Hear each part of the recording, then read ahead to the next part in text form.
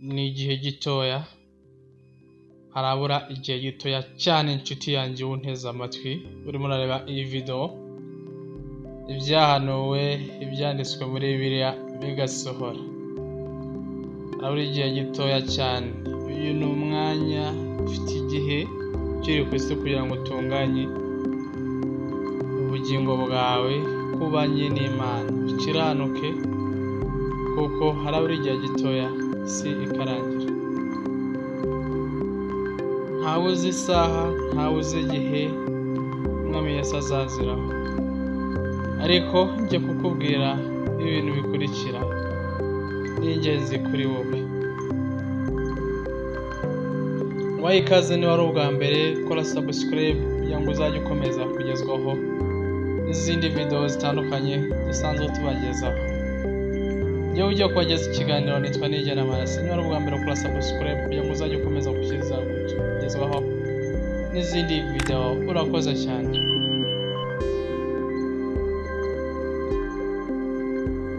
Munyure mu irembo rifunganye kuko irembo ari rigari, n'inzira ijyana abantu kurimbuka ari nini, kandi abayinyuramo ni benshi. Ariko irembo rifunganye n'inzira ijya mu bugingo iraruhije, kandi abayinyuramo ni bake. Mwirinde abahanuzi b'ibinyoma bazaho muri basa nk'intama, ariko mbere n'imbere mu mitima yabo ari amasegarya.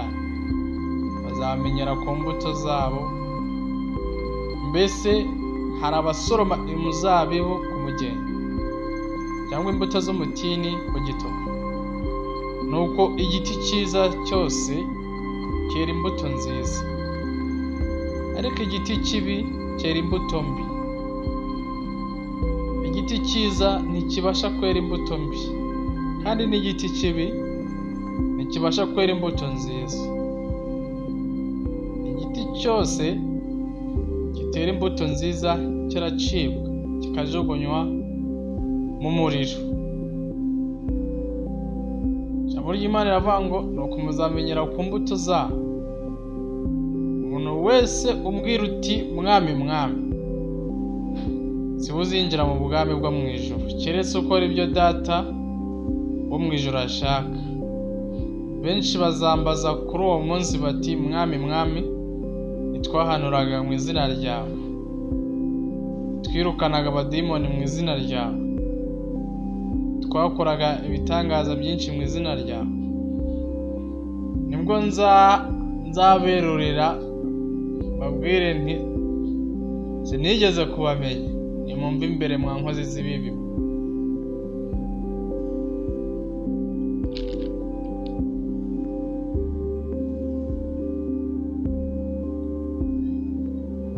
Ahirwa abakene mu mitima yabo, kuko ubwami bwo mu ijuru ari ubwabo. Ahirwa abashavura, kuko ari bo bazahuzwa. Ahirwa abagwaneza, kuko ari bo bazahabwa isi. Ahirwa abafite inzara n'inyota byo gukiranuka, kuko ari bo bazahazwa. Ahirwa abanyambabazi, kuko ari bo bazazigirirwa. Ahirwa ab'imitima iboneye, kuko ari bo bazabona Imana. Ahirwa abakiranura, kuko ari bo bazitwa abana b'Imana. Ahirwa abarenganyirijwe gukiranuka, kuko ubwami bwo mu ijuru ari ubwabo. Namwe muzahirwa ubwo bazabatuka bakabarenganya, bakababeshyera ibi byinshi babampora. Muzanezerwe muzishime cyane, kuko ingororano zanyu ari nyinshi mu ijuru. Kuko ariko barenganyijwe, kuko aribo barenganyije abahanuzi ba mbere. Muri umunyu w'isi, mbese umunyu nukayuka uzaryoshwa n'iki? Ntacyo uba ukimaze keretse kujugunywa hanze, abantu bakawukandagira.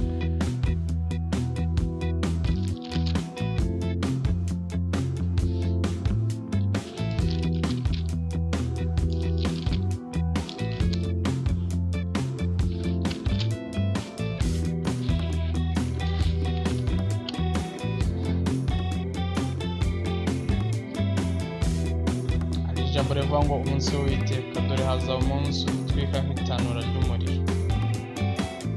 Abibone bose n'inkozi z'ibibi zose bazaba ibishimwa, maze haba umunsi uzabatwika bashire, uko Uwiteka Nyiringabo avuga. Uzabasigira umuzi cyangwa ishami, ariko mwebweho abubaha izina ryanjye. Izuba ryo gukiranuka rizabarasira rifite gukiza amababa yaryo, maze muzasohoka mu kinangire nk'inyana zo mu kiraro, kandi muzaribatira abanyabyaha hasi bazabiva munsi y'ibirenge byanyu, umunsi nzabikororeraho, niko Uwiteka Nyiringabo avuga.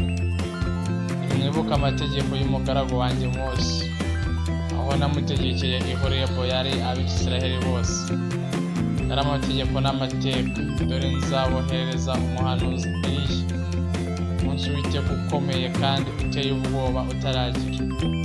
Uwo ni we uzasanganya imitima y'abana n'iy'abasi, kugira ngo ntazaza kurimbuza isi umuvumo.